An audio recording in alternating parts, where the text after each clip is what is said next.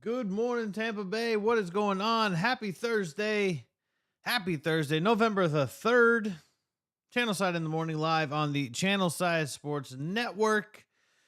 It's Thursday. You know what that means. NFL Pick'em Day, baby. That is by far my favorite day of the week. You know that. I've said that for 9 weeks now. I love NFL Pick'em week. I love having to run through the slate of games. I say having to, like I don't even like to do it, but I love going through the slate of games, dissecting each little matchup, figuring out who I'm picking, especially when there's not really much news going on from the Tampa Bay Buccaneers. There's not much news going on with the Lightning. Obviously, they're still early in the season. No injuries or anything crazy like that. And then the Orlando Magic also not really getting a whole lot done. It's still early in the season for the NBA as well, so there's not really a whole lot that's actually happening right now around the NBA. Um, unless you're a Nets fan, Steve Nash is gone. Ime Udoka might be your next head coach if you're the New Jersey Nets. Wow, I aged myself. If you're the Brooklyn Nets, and then Kyrie Irving. I was talking with a buddy of mine yesterday. I don't know if Kyrie Irving is worth the price of admission anymore.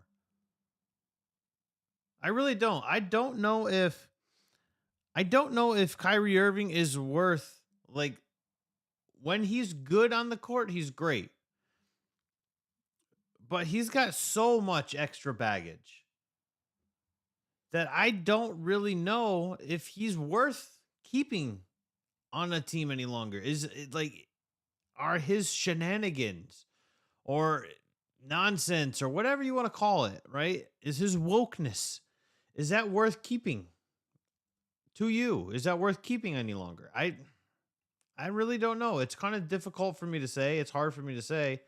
And I don't know. I don't know if I don't know if I can get behind it. I really don't. Um, the Lightning again tonight. Look, there's things are starting to turn around for the Lightning. They're starting to look. They started off the season a little slow. We know how that works, right? They had 8 opportunities against the Sens to score on the power play, and they only got it done once.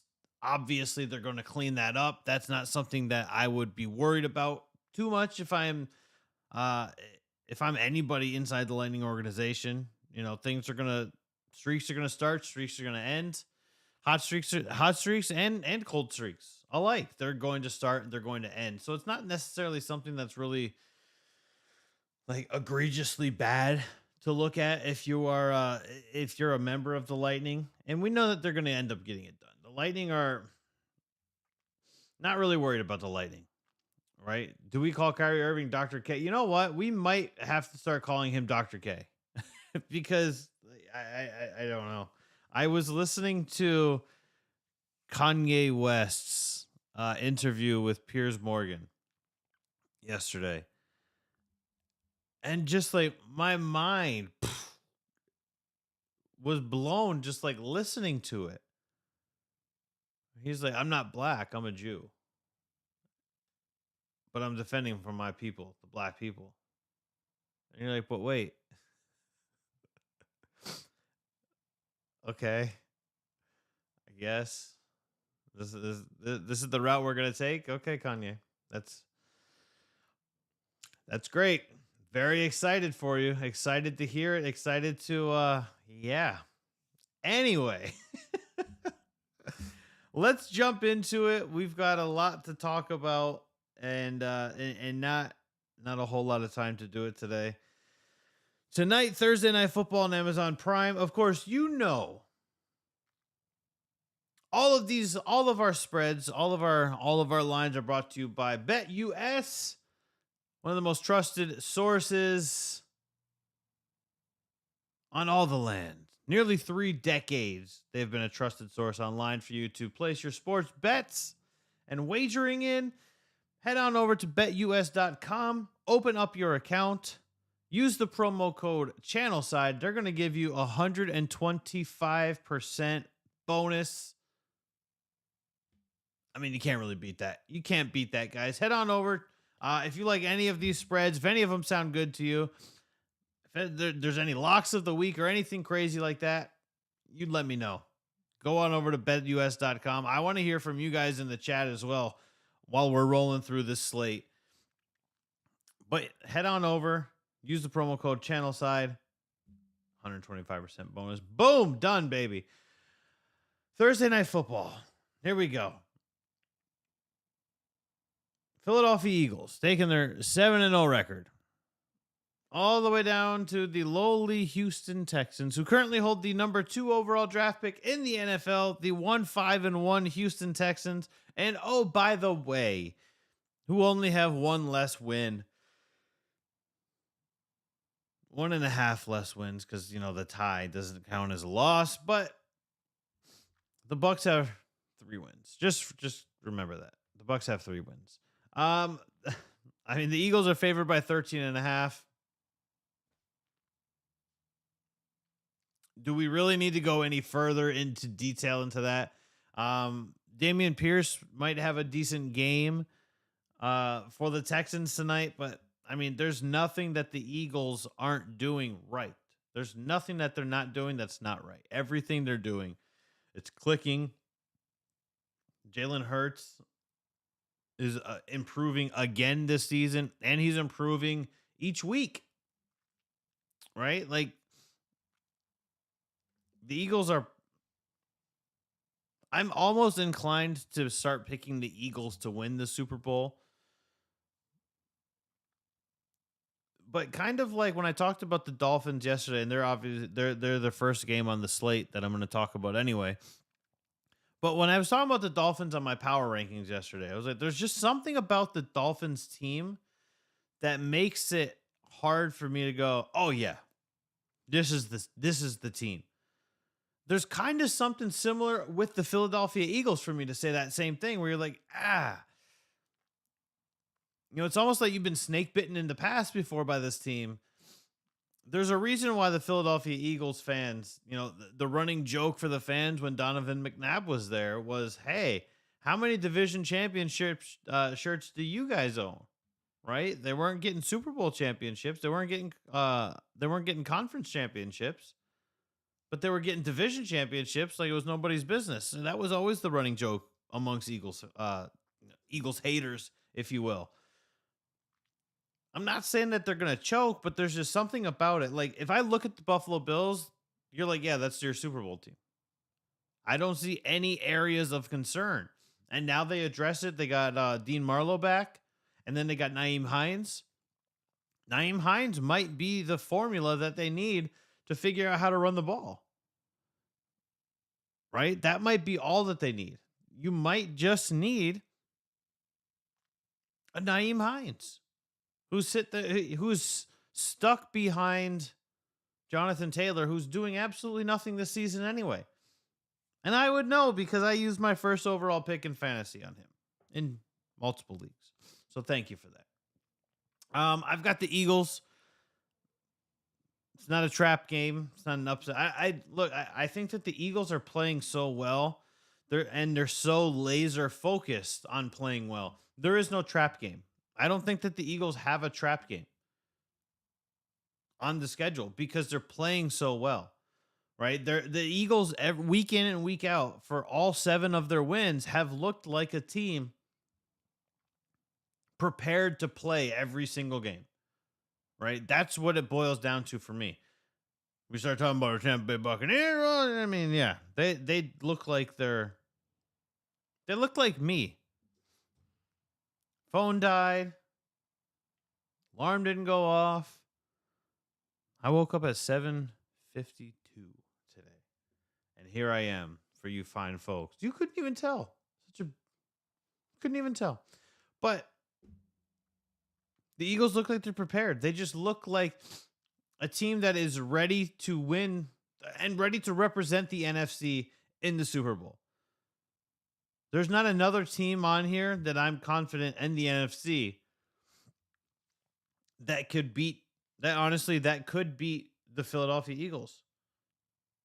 Maybe the 49ers, just because the 49ers always seem to get it together towards the end of the season. Possibly the Niners, just solely due to the fact that this is what we see routinely from the 49ers. But that's it. We move on to Sunday. The 5-3 Miami Dolphins are going to the 3-5 Chicago Bears. Dolphins are favored by 5.5. Dolphins got the most explosive offense in the NFL. They've got the scariest offense in the league. They've got the smartest head coach in the league. They've got the fastest wide receivers in the league. They've got the fastest running back in the league. And oh, by the way, they've got Tua, which seems to be the oil for that engine. Tua seems to be the oil for the Miami Dolphins engine. And when he's in, that team is completely different. Obviously, they got Bradley Chubb, who is going to help shore up that defense. And they've got Justin Fields, who is developing into a good quarterback, but he's not quite there. And yes, I know they have Chase Claypool in Chicago now. You can put Xavier Howard on Chase Claypool and not have to worry about him. Done and done. Have Xavier Howard shadow Chase Claypool the entire game, who's probably going to be fairly limited anyway. Right? He hasn't had time to develop chemistry with Justin Fields and things. Like, if you're taking the Bears next week, sure. Absolutely. Makes total sense. But not this week.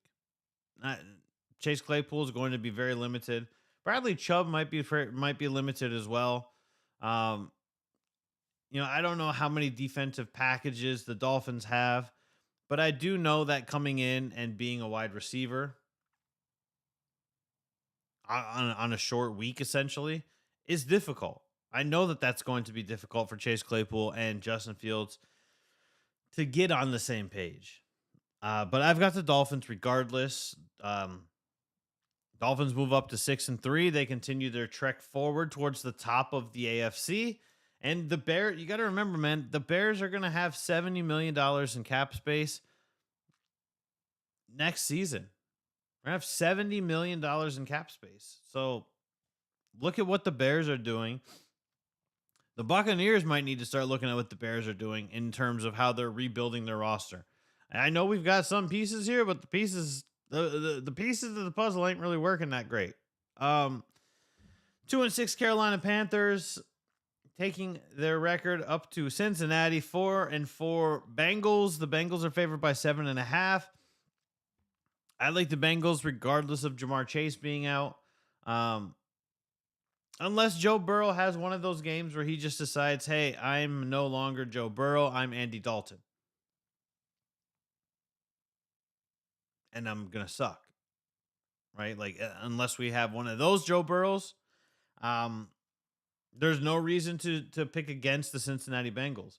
They've got better weapons. T. Higgins, Tyler Boyd, Joe Mixon, Joe Burrow. Who did the Carolina Panthers have? Deontay Foreman?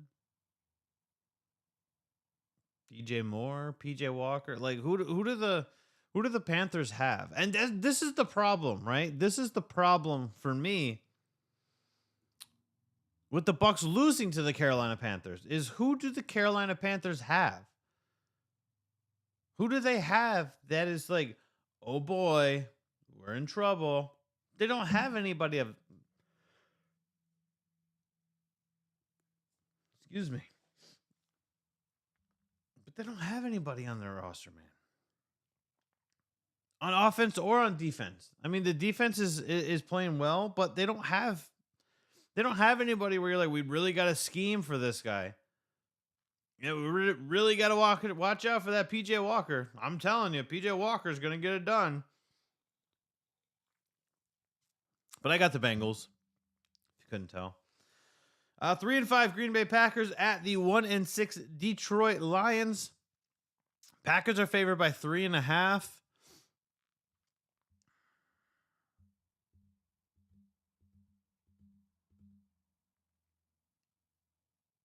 See, this is where it gets interesting because the wheels are spinning right now. The Lions usually beat Green Bay in Detroit. They usually lose in Green Bay, but they win in Detroit.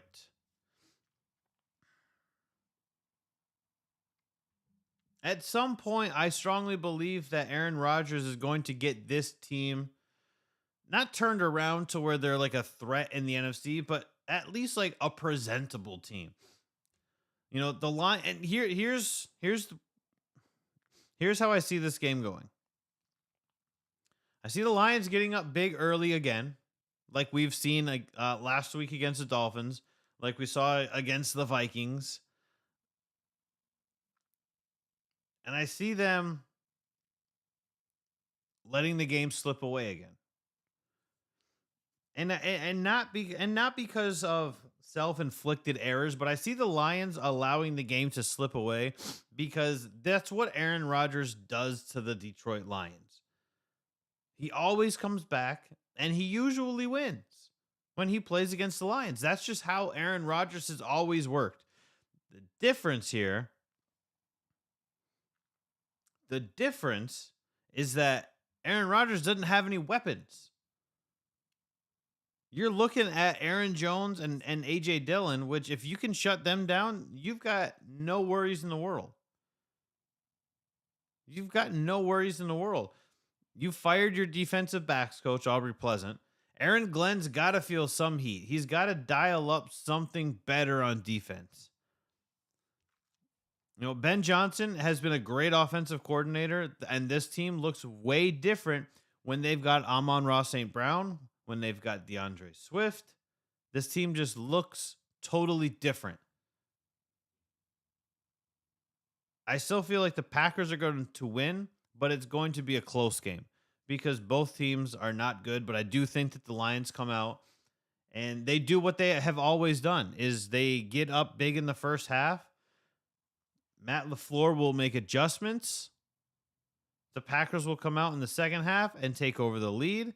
And Dan Campbell will not make any adjustments at halftime because this is not what he does.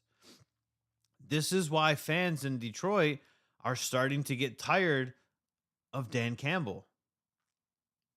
They're getting tired of not making any halftime adjustments and just going, man, what's working, man? In the first half, man, we're going to stay with the course.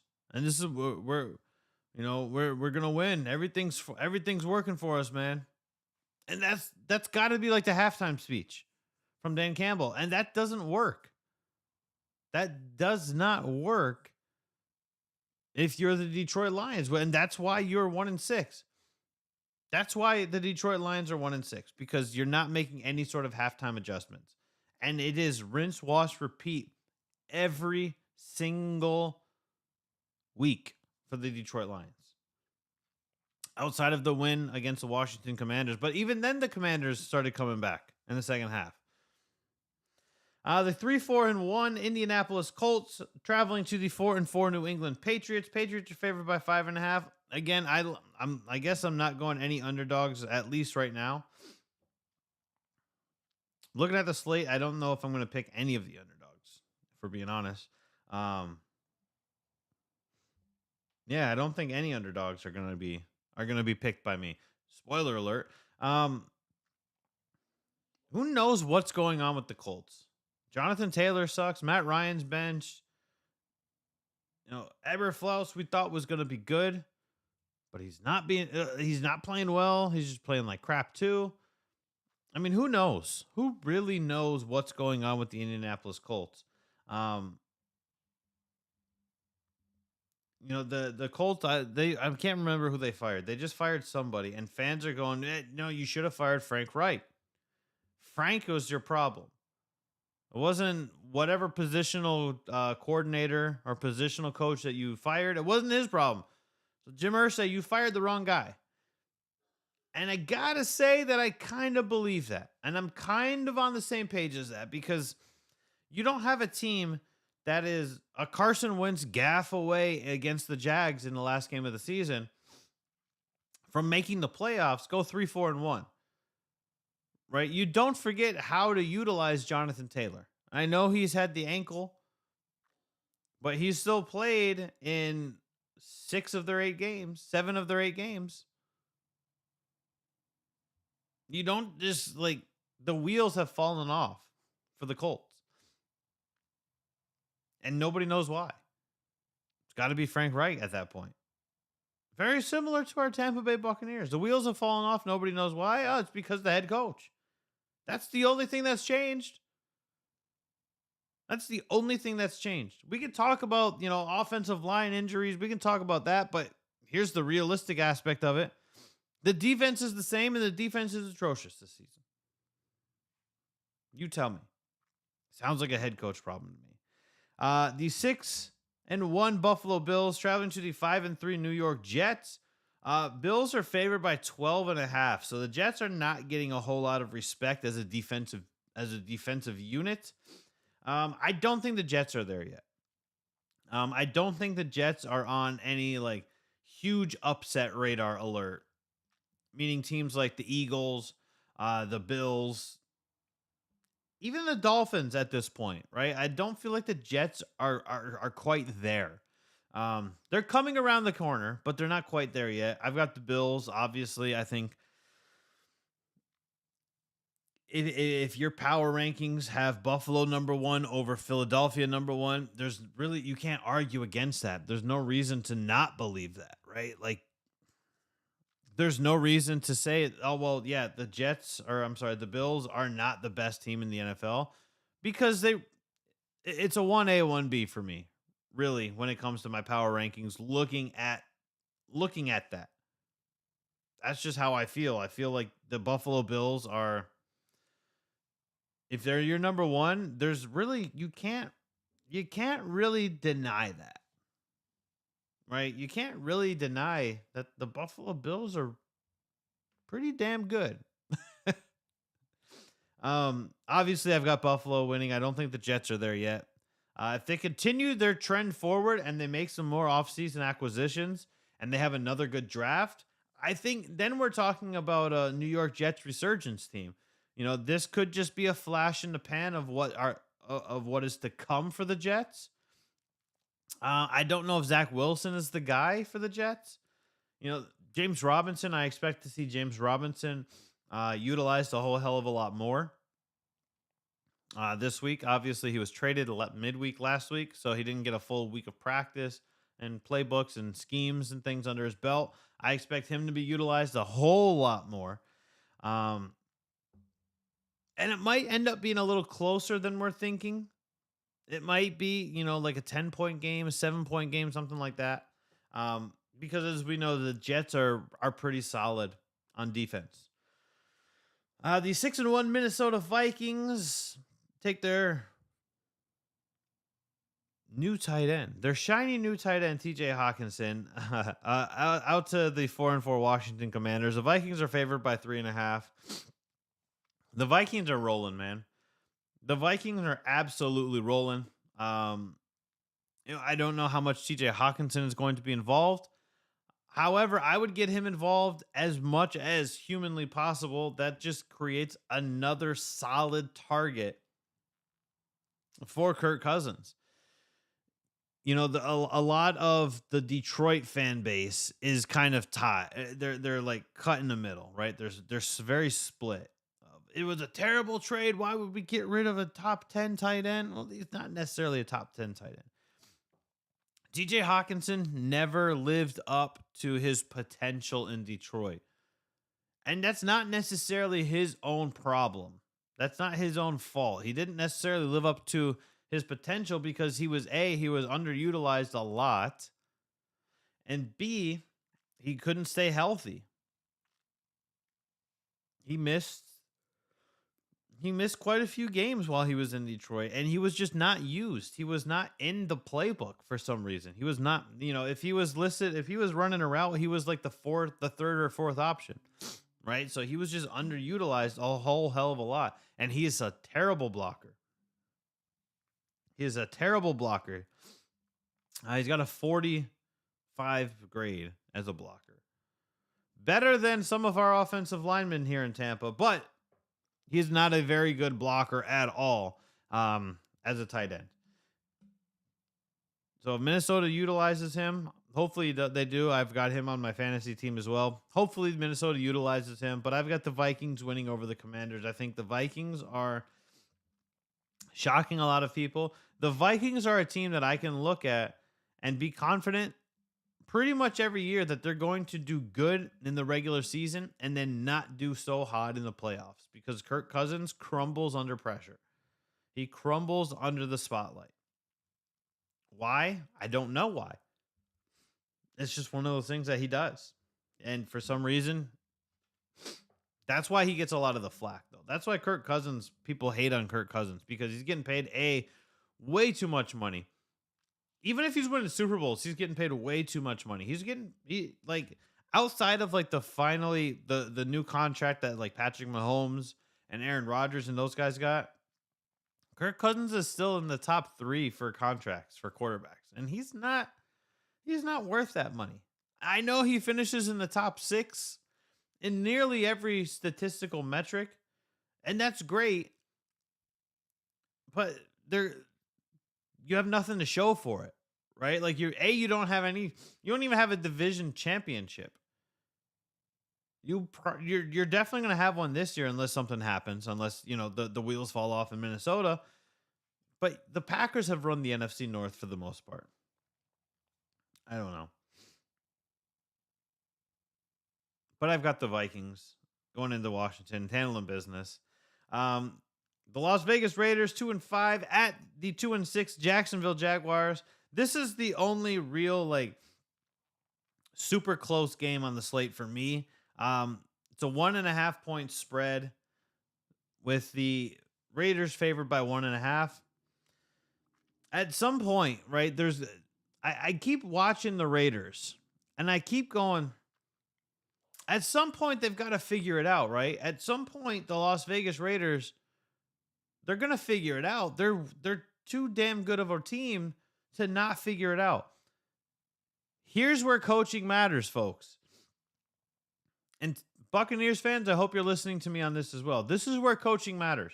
This was a playoff team last year.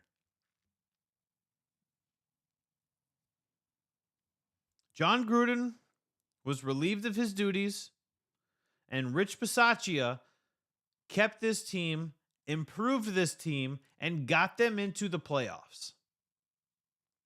Rich Bisaccia was not even considered for the head coaching position for the Las Vegas Raiders. Their guy the entire time was Josh McDaniels. And how in the hell is that working out for you? You mean to tell me that this team that's got the same roster, the only difference is they brought in the best wide receiver in the NFL, and they're going to be 2-5? Darren Waller missed time last year. He's missed time this year. Josh Jacobs had a down year last year, and Josh Jacobs is running with the best running backs this season. You can't tell me that coaching doesn't matter. This was a playoff team. The Las Vegas Raiders were looked at as one of the top AFC teams heading into the season because of what they did last season and then adding the best wide receiver in football.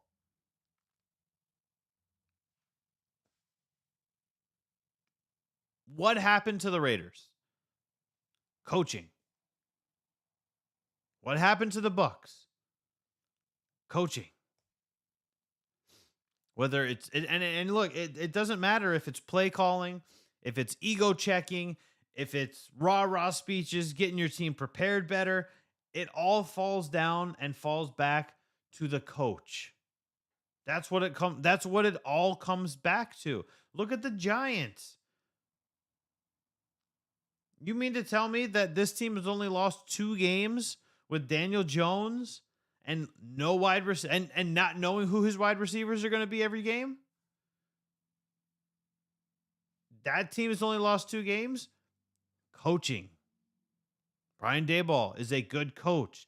He's making the most out of what he has. Josh McDaniels, not doing a damn thing for the Raiders. Todd Bowles, not doing a damn thing for the Buccaneers. It all comes back to coaching, guys.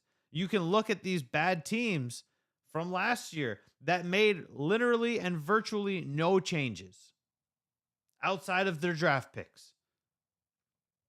right? Like, who did the Giants sign? Who was a big free agent signing for the Giants? Nobody. The Giants didn't sign anybody. The Giants traded away their number one tight end in Evan Ingram, and then they let his backup in Kyle Rudolph go. Right? Kadarius Toney couldn't get on the field. Kenny Galladay is invisible out there, and a lot of times can't get on the field. Sterling Shepard can't stay on the field. Darius Slayton can't stay on the field. Saquon Barkley, there you go. That Saquon Barkley and Daniel Jones are the only constants on that offense. And Daniel Jones ain't a good quarterback, folks. We know that Daniel Jones isn't a good quarterback. He stumbles over his own feet routinely. We know he's not the guy. He's not a serviceable enough quarterback to get you to a Super Bowl. He's serviceable enough to keep you afloat in your own division, but that's where the buck stops with Daniel Jones. He's not a Super Bowl serviceable quarterback.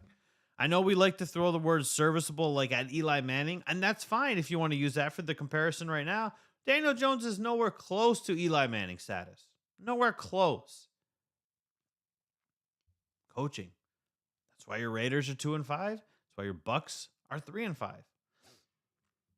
I wouldn't be surprised if the Jags won. There's something about the Jags. And look, they're still young. They're still rebuilding. They're still figuring it out. Travis Etienne is essentially a rookie. He didn't play at all last season because he was out with his Achilles. And the Raiders are a team. I just said at the beginning of this little segment, the Raiders are a team where you're looking at it and going, okay, eventually they're going to get there. Eventually they're going to get there. Eventually they're going to get there. And we're week 9 on the slate. I don't think they're going to get there, guys. I think that the Raiders are cooked. I think the Raiders are done. I don't think that they're going to turn it around because they don't know how to turn it around because their coaching staff sucks. This might be the only, I think the Raiders can win simply by out-talenting the Jacksonville Jaguars. You know, if Calvin Ridley was able to play, I've got the Jags all day. Because then you're talking about Travis Etienne, Calvin Ridley, Evan Ingram, Christian Kirk, Marvin Jones, and Trevor Lawrence getting them the ball. I've got the Jags all day for that, but I don't think they've got enough weapons. Although I would take Travis Etienne against Josh Jacobs any day of the week. That's going to be a heavyweight battle between the running backs. And that excites me. I'm excited to watch that battle between the two of them. But I'm going to go Jacksonville in this because I'm pretty sure every week I pick the Raiders going, yeah, this is the week that the Raiders figure it out. This is the week the Raiders figure it out. And like I said, I don't think the Raiders are going to figure it out. I'm over picking the Raiders. I'm done being on that Raiders train. And I'm going to go Jacksonville at home. It'll be close. You know, and eventually Trevor Lawrence is going to figure it out, right? Like, eventually, he's essentially a rookie as well. Sure, he played every game last season, but he had Urban Meyer as his head coach. Terrible head coach. Coaching matters, folks. Terrible head coach. I'm essentially giving Trevor Lawrence a pass for last season, and this is his rookie season. Last season didn't happen to me. Didn't happen. Los Angeles Chargers 4-3 at the Atlanta Falcons 4-4. The division leading Atlanta Falcons. The Chargers are favored by 3.5.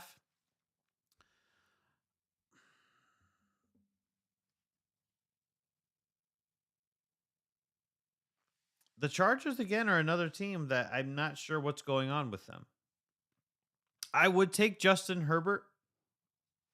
You know, Jay in the chat asked yesterday. I would take Justin Herbert because Atlanta's passing defense struggles. They addressed that, obviously, when they got Rashad Fenton yesterday from the Kansas City Chiefs, the trade deadline. Or Tuesday, sorry. But I don't know if that's enough. Atlanta has made a season out of it right now, sitting at 500 of keeping teams that should mop the floor with them, keeping them close, or simply just beating them, right? Like that's the story of the Atlanta Falcons this season. Is that's what they do. They either beat the team or they keep them very close. Um, I think if it's a close game, it's Atlanta, but I don't know if it's going to be close. I feel like Justin Herbert and Austin Eckler. I feel like those guys are going to be pissed, and to me, it depends on the utilization of Austin Eckler. If he is underutilized in this game, the Chargers are going to lose. That offense runs through Austin Eckler. Go watch film. Hell, just go look at the box score of their 4 wins. Every one of their 4 wins, their stat leader is Austin Eckler.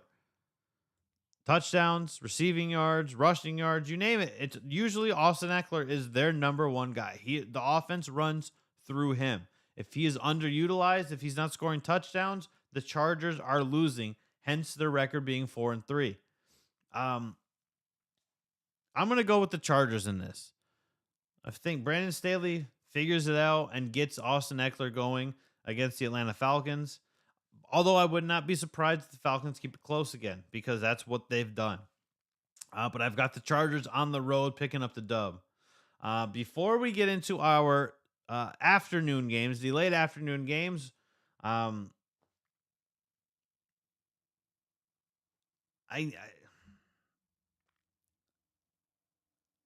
I can't stress the importance of the Chargers beating the Falcons and the Bengals beating the Panthers. I can't stress that enough. Because if the Buccaneers happen to lose and both the Falcons and the Panthers win, where do the Bucs sit? Third. The Buccaneers sit third place in their division 9 weeks in. Oh, and by the way, the Saints, they're not too far off either. Saints and the Bucs have the same record. They're both 3-5. Turbulent waters right now. Forget the term dark days. Like that's stupid. It's dark days if you have an idea of what you're doing and how to get out of it. It's not dark days if you're playing like assholes and you don't know what you're doing because your coach doesn't know what he's doing. Those aren't dark days. That's an ignorant statement. I don't know. We're going to go to break real quick. And we'll be right back. And then we'll jump into the afternoon, Sunday night, and Monday night slates. Listen up, sports fans. Your favorite sportsbook, BetUS.com, is back for our 28th year of NFL action. With the industry's biggest sign-up bonus of up to 200%, BetUS offers our members the opportunity to cash in on all your favorite sports, including NFL, NBA, MLB, and more.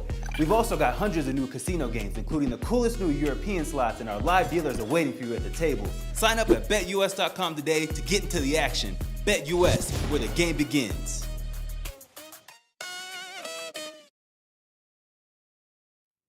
We are back. Head on over to BetUS.com. Tell them Channelside Sports sent you by using the promo code Channelside Sports. When you open up your account, get 125% deposit bonus. Can't beat it. Best in the league, best in the industry, nearly 3 decades. The 5-3 Seattle Seahawks are on the road against the 3-5 Arizona Cardinals. Cardinals are favored by 2.5. Look, the Cardinals are figuring it out because DeAndre Hopkins is back. Like, we knew that was going to be a thing. We knew that eventually Hop's going to come back and Kyler's going to be comfortable again. And there's nothing wrong with that, really. There's nothing wrong with Kyler being more comfortable playing with one of the better wide receivers in the league, albeit he's on, the twilight of his career. But how good did he look in that Thursday night game?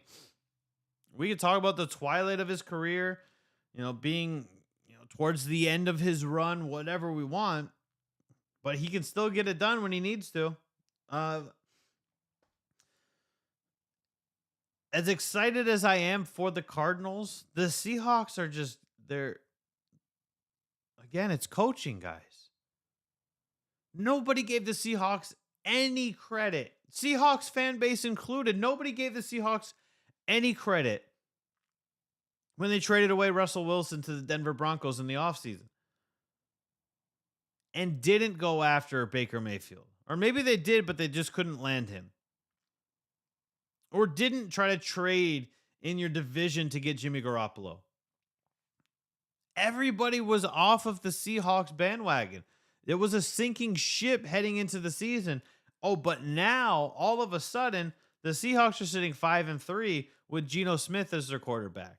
Rashad Penny goes down for the season. Kenneth Walker, the third, steps up at running back. You still have DK Metcalf. You've got Tyler Lockett, both still playing very well. The defense is playing well. It's coaching. It's coaching, guys. That's what matters. It's coaching. That's why the Seahawks are 5-3, because Pete Carroll is a good coach. He can rally the troops. He can game plan with the best of them. He can scheme with the best of them. And he prepares his team to play week in and week out. And that's why they have a 5-3 record. I'm going with the Seahawks on the road over the Cardinals because I feel like Pete Carroll is better game planning than Cliff Kingsbury is. Cliff Kingsbury, I do not know how he is still I don't know how he's still the head coach of the Arizona Cardinals. I said this last season. The Cardinals looked their absolute best on offense when he was out with COVID when they played in Cleveland against the Browns. That was the best that offense looked all season. Cliff Kingsbury puts way too much restraint on Kyler Murray. He puts way too much restraint on everyone, on the offense in its entirety. Cliff Kingsbury is not a good offensive-minded head coach. He's clearly got some sort of beef with Kyler Murray where they're not getting along. You don't scream at each other and then in the press conference go, no, it's all good. It ain't all good. It's like Bruce Arians telling us, oh, Tom Brady and I like each other a lot. Send me a watch, $60,000 watch. Tom Brady likes me. Stop lying, guys. We know that there's problems. You can visibly see it, that there's problems. There's a lack of chemistry. You guys are not getting along. We can visibly see that you guys have issues. Speaking of issues, that brings us to our 4:25 kickoff with the 3-4 Los Angeles Rams traveling to beautiful, sunny, it's supposed to be humid AF, Tampa, Florida, to take on our 3-5 Buccaneers. The Bucs are favored by 3.5, and I don't know why or how. If I'm being totally honest, I did not look at the Rams injury report. Let me see if I can't pull this up in real time here and see.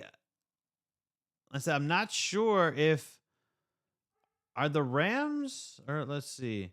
So yeah, obviously Cam Akers didn't DNP. Cooper Kupp did not practice. We expected that. Van Jefferson limited practice. We expected that. So the Rams are exactly as we expected. For us, on the other hand, our injury report is never less than like 7 guys. Cam Brate still out with the neck, limited practice. Carlton Davis had a full practice with that hip finally. Mike Evans was limited. Russell Gage did not practice with his hamstring. Luke Gedeke did not practice with a foot. Akeem Hicks, full practice. That's a huge breath of fresh air for this defense. But the problem is like you don't have to game plan for the Rams rushing attack. The Buccaneers are the worst running team in the NFL. You know who the second worst running team in the NFL is? The Los Angeles Rams. You don't really have to worry about them running the ball.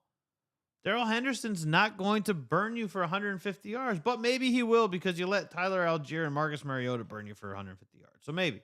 But Akeem Hicks finally back. That's great. Julio Jones did not practice again. Wednesdays are typically his days off, so I never really put a whole lot of stock into his Wednesday injury report look. Shaq Mason, personal with his ankle, so he's still laboring on that ankle, did not practice. Sean Murphy Bunting had a full practice with the quad, and Antoine Winfield Jr. is still in the concussion protocol.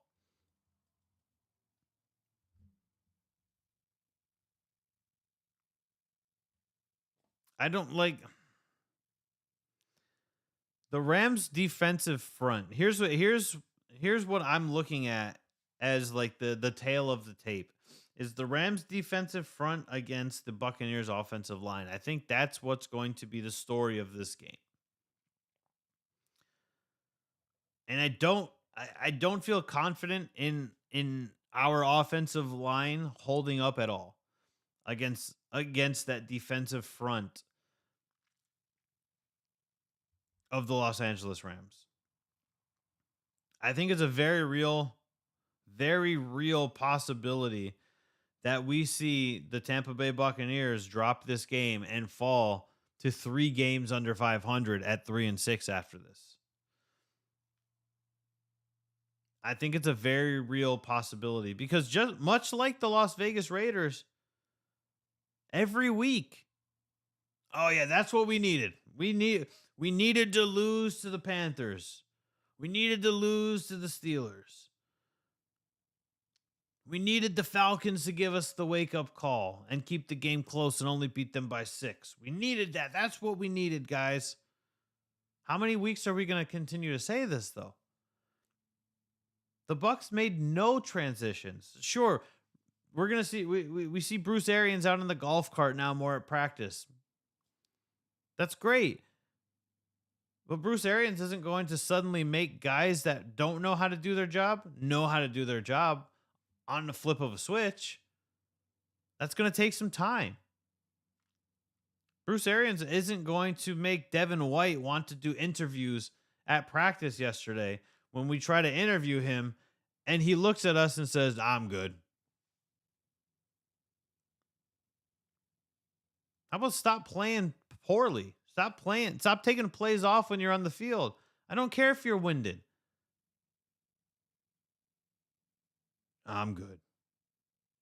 Are your feelings hurt that you're getting paid a lot of money and you're the 144th ranked linebacker in the NFL according to Pro Football Focus?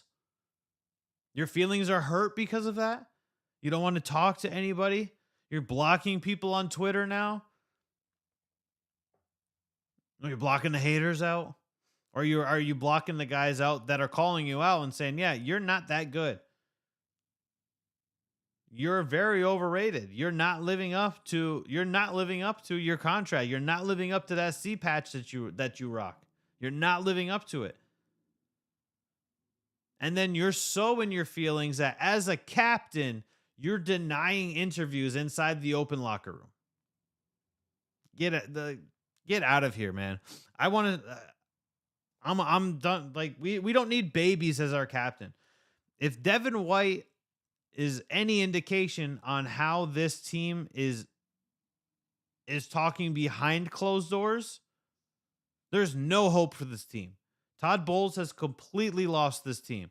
You don't have a captain refuse to be interviewed because his feelings are hurt. That's what that boils down to. Devin White's feelings are hurt that people are calling him out. His feelings are hurt that Warren Sapp is calling him out. You know what that should do is that should spark a fire in you. That should make you say, "Yeah, I want to take every interview. I want to address Warren Sapp. I want to address the people that are saying that I'm not playing well, that I'm underperforming. And I want to then come out and show my actions are not just empty words." But you would rather go on a blocking spree. You would rather go on a crybaby temper tantrum. You would rather refuse interviews as the captain of the defense. Like I'm so over Devin White. I hope that the Buccaneers, I mean, they've already paid him, but I hope that the Buccaneers move on from Devin White in the offseason. That's not the kind of player that we need. We don't need a guy who is good for a couple of games and then gets butt hurt when people get on him after he's bad for a large part of games. We know Devin White is terrible in pass coverage. Devin White has to know that he's terrible in pass coverage. We see him get burned week in and week out in coverage. Why do we have him fall into coverage? He can't cover. Levante David can cover. Have Devin White blitzing every single play. That's what he's good at. That's what Devin White is good at. But I'm not confident in the Buccaneers this week. I'm not confident in them because I think that the Rams defensive line is going to put Tom Brady under duress all game. He's going to have the lowest time to throw, not because he wants to, but 100% because he has to. That's what I'm worried about for Tom Brady. I've got the Rams winning, going 4-4. The Bucs dropping to 3-6. I'm not happy about it, but it is what it is, and that's the moral of the story of the Buccaneers season. I do feel like look, if the Buccaneers do fall to 3-6, somebody has to be let go. I don't care if Byron Leftwich is Tom Brady's boy. I don't care if somebody's vouching for Todd Bowles. Somebody's got to go. You know, I've talked about this before. Nobody's doing a good enough job. I'm not worried about the experience. I'm not worried about the track record and the tenure with the team. Nobody in the coaching staff is doing a good enough job to feel like they've been promoted to the interim head coach position should the Buccaneers let go of Todd Bowles. I think letting go of Todd Bowles sends a message to the team. And that should be a wake-up call to the team. We were supposed to be in the Super Bowl this year, fellas. And we're 3-5, 3-6. We better figure this thing out. Or nobody, unless you've got a no trade clause, nobody's off limits. I'm fielding phone calls for all of you. That's what I would do. You need to send a wake-up call. Send it to Todd Bowles. Players love Todd Bowles. The guys love Todd Bowles. But if the head coach is failing, the head coach is failing. And that's what's happening with the Bucs. Is the head coach can't get it done. The 5-2 Sunday Night Football game. 5-2 Tennessee Titans traveling to the 5-2 Kansas City Chiefs. Chiefs are favored by 12.5 in this one. I like the Chiefs. I didn't think that I would like the Chiefs this season. I thought that the Chiefs were going to take a step back. Obviously, they didn't. They're 5-2. Arrowhead is such a hard place to play, and it's an even harder place to win. I've got the Chiefs winning. I don't know if it'll be winning big. Actually, I think it'll be a landslide in favor of Kansas City. The more I'm starting to think about it, we know Mike Vrabel's a hell of a good coach. He's a hell of a good defensive-minded coach. I'm not comfortable if I'm the Tennessee Titans, especially if Malik Willis is going to start against that Kansas City defense. I'm just not comfortable Sunday Night Football at Arrowhead against the Chiefs team. I would be on the lookout for Kadarius Toney. I'm telling you, he got traded during the bye week. He's had a whole week of practice. I'm going to be on the lookout for Kadarius Toney to be utilized for some downfield throws, for some big plays, for some chunk yardage. Look forward to seeing Kadarius Toney and seeing glimpses of what we saw during that Dallas Cowboys game where he had 220 receiving yards, something like that. Be on the lookout for that, guys. That's what I'm looking for with Kadarius Toney. The 5-3 Baltimore Ravens traveling to New Orleans to take on the 3-5 New Orleans Saints on Monday Night Football. The Ravens are favored by 2.5. I've got to stick with the Ravens. I just feel that the Ravens are just they're just a better team overall. That's what it boils down to. Yeah, and like Alvin Kamara is probably going to get his. Chris Olave might look pretty decent. Michael Thomas may get his, but the Ravens overall are just a better team. And I'm still not comfortable with Andy Dalton listed as the starter. I'm just not comfortable with that. So I've got the Ravens winning Monday Night Football to put a ribbon on this Week 9 slate of games, and we'll have to go back and see. We'll have to see what happens. I really hope that the Buccaneers can get it done, because you do not want to see me on Monday. You do not want to. Actually, you want to be part of this on Monday, and you better be vocal in the chat. You better be vocal in the comment section. Because if the Buccaneers fall to 3-6, man. At 3-5, the season's looking gloomy. At 3-6, the season's over. Period. Sure, you could possibly finish 11-6, but you're not going anywhere in the playoffs at that point. The Buccaneers currently are a top 10 pick. They're the 7th pick in the NFL draft.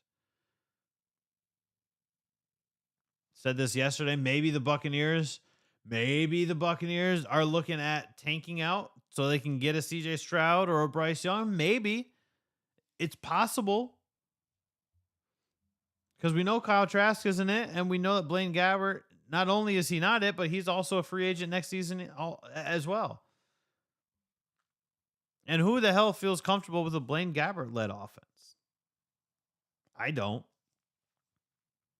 Jared Goff is free next year. Maybe bring Jared Goff in. He's serviceable. Jared Goff's got better stats than Tom Brady does this season. Sure, Tom Brady's got more yards. More yards. There we go again. Tom Brady's got more yards. Tom Brady's not got anything else, though. He doesn't have the touchdowns. He doesn't have the completion percentage. He doesn't have the passer rating.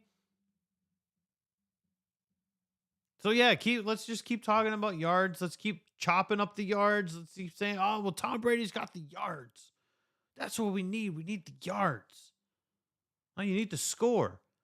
You're going to have 1,000 yards a game, but if you're only kicking field goals, 9 out of 10 times, you're losing, especially when your defense can't stop anybody. So maybe we'll dive into that tomorrow. We'll start looking at who's actually going to be available. I know that we all want Lamar. It's going to have to be a tag and trade situation, though. It's going to be difficult. It's going to be very difficult to get Lamar Jackson, especially next year, because you're going to have to give up a hell of a lot to the Baltimore Ravens to get Lamar Jackson. And you're going to have to shed a lot of extra cap money to get somebody like Lamar Jackson. Is it possible? Yeah, but it's very, very difficult. So maybe we'll jump into that. We'll look at that tomorrow. That's going to do it for us on this Thursday edition of Channelside in the Morning, live on the Channelside Sports Network. Thank you for those who tuned in. Thank you for those with the thumbs up on the YouTube. The YouTube channel is growing every day, which is fantastic. Make sure you follow us on all the social media platforms. Just search for the Channelside Sports Network. We'll do it all over again tomorrow. Enjoy the games tonight. Enjoy Thursday Night Football. Enjoy the Magic and Warriors. I'm interested to see if the Magic can keep it close. And I'll see you guys on a fired up Friday edition of Channelside in the Morning.